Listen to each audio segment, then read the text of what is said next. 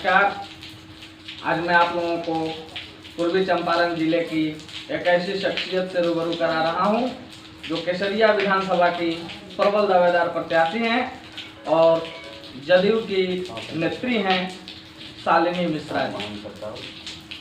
Madam, आप हमारे दर्शकों को सबसे पहले अपने बारे में बताएं कि आप कौन हैं और राजनीति में कैसे पदार्पण। सबसे पहले तो मैं आप लोगों को धन्यवाद देती हूँ और दर्शकों को भी धन्यवाद देती हूँ बोलने के लिए, और दर्शकों का जो प्यार मिलता है, लोगों का प्यार मिलता है, इसलिए मैं स्वर्गीय कमला मिश्र मधुकर जी, जो मोतिहारी लोकसभा से और केसरिया लोकसभा से 4 बार सांसद रहे, उनकी पुत्री हैं। और बाबूजी की मृत्यु 2008 में हुई थी।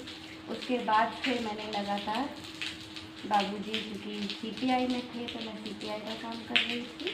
2009 से लगातार मैं काम कर रही थी। अभी इस साल 2020 से फरवरी में मैंने जदयू ज्वाइन किया है और जदयू को मजबूत करने में केसरिया में ज़्यादा समय दे रही हूँ। जैसे मेरा लक्ष्य है कि पूरे ज़िले में मैं धीरे धीरे पार्टी को मजबूत करूँ। आपने केसरिया विधानसभा को ही क्यों अपना राजनीति का क्षेत्र चुना? केसरिया विधानसभा से हमारा बहुत पुराना नेता रहा है पूरे केसरिया से। सबसे पहली बात तो ये है कि बाबूजी जब पहली और दूसरी बार सांसद बने तो केसरिया लोकसभा हुआ करता था, और उसके बाद भी जब भी वो सांसद बने हैं मोतिहारी से, केसरिया हमेशा रहा है, उसमें एक क्षेत्र रहा है केसरिया विधानसभा। तो केसरिया से सबसे बड़ा नाता तो ये है कि हम लोगों की धरती है, मेरे बाबूजी की कर्मभूमि है, मेरी भी कर्मभूमि है, तो ये है। दूसरी बात है कि केसरिया विधानसभा मेरा गृह विधानसभा है, जहाँ हम बैठे हुए हैं अभी, ये केसरिया विधानसभा क्षेत्र में पड़ता है। और इस आसपास के सारे लोग हमारे अपने हैं, आसपास के क्या पूरे विधानसभा के लोग अपने हैं, तो इस नाते केसरिया ही मैंने चुना। आपके निगाह में केसरिया विधानसभा की जनता की क्या समस्या है? किन किन समस्याओं से यहाँ की आवाम जूझ रही है? मैं तो ये बोलना चाहूँगी कि समस्याएं तो कभी ख़त्म नहीं होती, लेकिन जिस तरह से मुख्यमंत्री जी ने पिछले 15 सालों में काम किया है, समस्याओं की जो फहरिस्त है वो कम होती जा रही है, और धीरे धीरे कोशिश है हम लोगों की कि वो और कम होती जाए। अभी की जो समस्या है, आम समस्या, उसमें कुछ चीज़ें दिख रही हैं। कोरोना आया है तो कोरोना में कुछ मेडिकल सुविधा और थोड़ा होना चाहिए, जो सरकार असंभव तैयारी कर रही है। और बिजली और सड़क की तो बात ही नहीं कह सकते। बिजली सड़क की जो स्थिति है इतनी अच्छी है कि उसमें मैं नहीं कहूँगी कि बहुत बड़ी समस्या है। अगर समस्या है तो 5% हो सकती है, 95% हम लोग बहुत सही तरीके से जा रहे हैं। आपकी क्या चुनावी एजेंडा है? आप केसरिया विधानसभा के लिए कैसे चुनाव लड़ेंगे? क्या आपकी मास्टर प्लान है? इस संदर्भ में मैं आपसे 2 शब्द जानना चाहूँगा। पार्टी अगर मौका देगी, सबसे बड़ी बात है कि पार्टी अगर मौका देती है, पार्टी नेतृत्व मौका देती है, तो मैं चुनाव जरूर लड़ूंगी। और मेरा जो सबसे पहला एजेंडा है चुनाव में आने के बाद और जीतने के बाद, चुनाव की रणनीति सबकी अपनी अपनी होती है, वो यहाँ हम नहीं बात कर सकते, लेकिन चुनाव जीतने के बाद जो मेरा सबसे पहला एजेंडा है, मैं देखती आ रही हूँ पिछले कई सालों से कि लोग राजनीति को थोड़ा सा अच्छी निगाह से नहीं देख रहे हैं, नेताओं को अच्छी निगाह से नहीं देख रहे हैं। तो मैं चाहती हूँ कि वो जो लोगों के दिमाग में है कि राजनीति अब अच्छी नहीं रही है, नेता अच्छे नहीं रहे हैं, वो लोगों के दिमाग से ख़त्म करके, और मैं साबित करना चाहती हूँ कि अभी भी साफ़ सुथरी राजनीति होती है, अभी भी ईमानदारी से राजनीति होती है, और अभी भी अच्छे लोग हैं राजनीति में, और केसरिया का पूरा विकास ईमानदारी से करना है। आप हायर एजुकेशन हासिल की, एक सांसद की पुत्री रही, बड़े बड़े शहरों में आपका रहना हुआ, शिक्षा दीक्षा भी आपकी बाहर शिक्षा दीक्षा हासिल की, फिर आपने यहाँ आकर के ग्रामीण स्तर पर और उसमें भी राजनीति में पदार्पण की, इसके पीछे क्या आपकी मंशा है?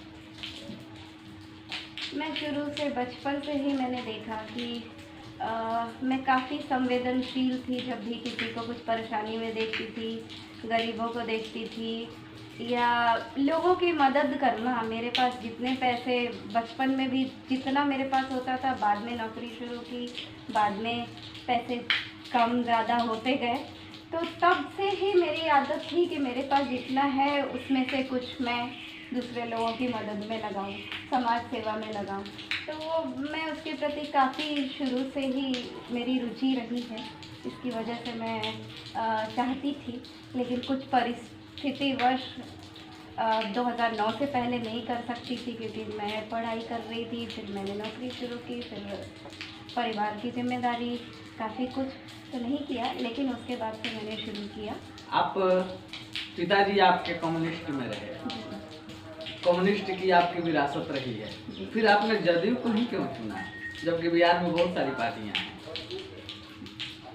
इसका सबसे बड़ा कारण है, आज नहीं काफ़ी सालों से मुझे लगता है कि सिर्फ जदयू ही ऐसी पार्टी है जो कम्युनिस्ट विचारधारा हम लोगों की थी उससे काफ़ी मिलती जुलती विचारधारा है।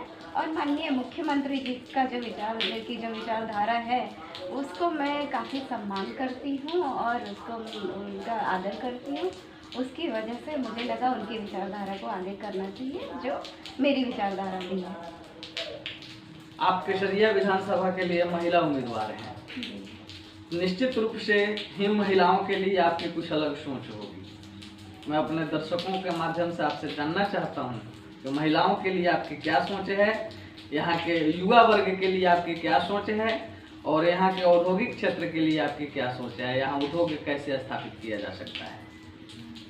बहुत अच्छा सवाल है आपका। इस पर मैंने पहले से ही काम करना शुरू कर दिया है, 2 महीने पहले से मैंने शुरू किया है। नारी स्वावलंबन के लिए मैंने छोटे पैमाने पे अभी बाबूजी के स्मारक में मैंने मास्क सिलवाने का काम महिलाओं से शुरू किया है, जिसके लिए उनको प्रति मास्क मैं पैसे देती हूँ, सारा सामान मैं देती हूँ और वो मास्क मैं आगे बांटती हूँ लोगों को। तो महिलाओं को रोजगार दिलवाना मेरा सबसे पहला लक्ष्य है।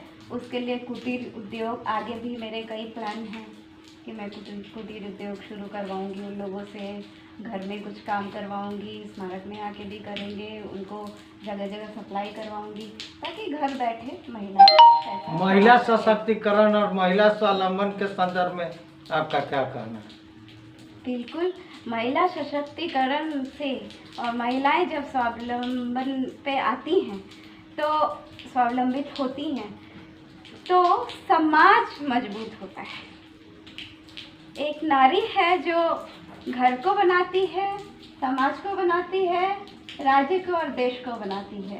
तो अगर नारी मजबूत हो जाती है, नारी खुद से ही स्वावलंबन उसके पास आ जाता है, उनको कॉन्फिडेंस आ जाता है, पैसे कमाने लग जाएंगी, तो बाहर की तरफ देखेंगी तो समाज हमारा अच्छा होगा। ये मेरा विचार है और इससे पूरे देश पर असर पड़ता है। बौद्ध मठ को बिहार कहते हैं और ये केसरिया बौद्ध का सबसे ऊंचा जगह माना जाता है, जिसकी आप प्रत्याशी होने जा रही हैं। और बौद्ध डेवलपमेंट के संदर्भ में आप विभिन्न जगहों पर रही और काफ़ी जागरूक रही और उस परिवार से रही जिन्होंने इस जिले का प्रतिनिधित्व किया। उनकी आप सबसे छोटी लड़की हैं और इस नाते आपको क्या लगा कि केसरिया के विकास में बौद्ध की क्या भूमिका हो सकती है, इस संदर्भ में दोस्तों? इसमें मैं खुद पर बहुत ज़्यादा नहीं लेना चाहूँगी इस बात को, क्योंकि ये जो जहाँ तक मेरी जानकारी है, बौद्ध स्तूप जो है वो केंद्रीय उसमें आता है, archaeological survey of India ASI के अंडर में आता है।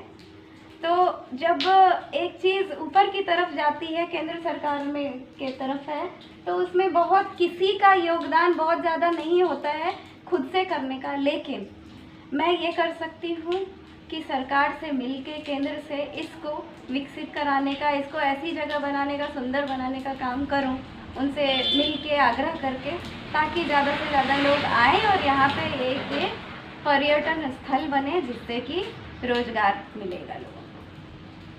धन्यवाद।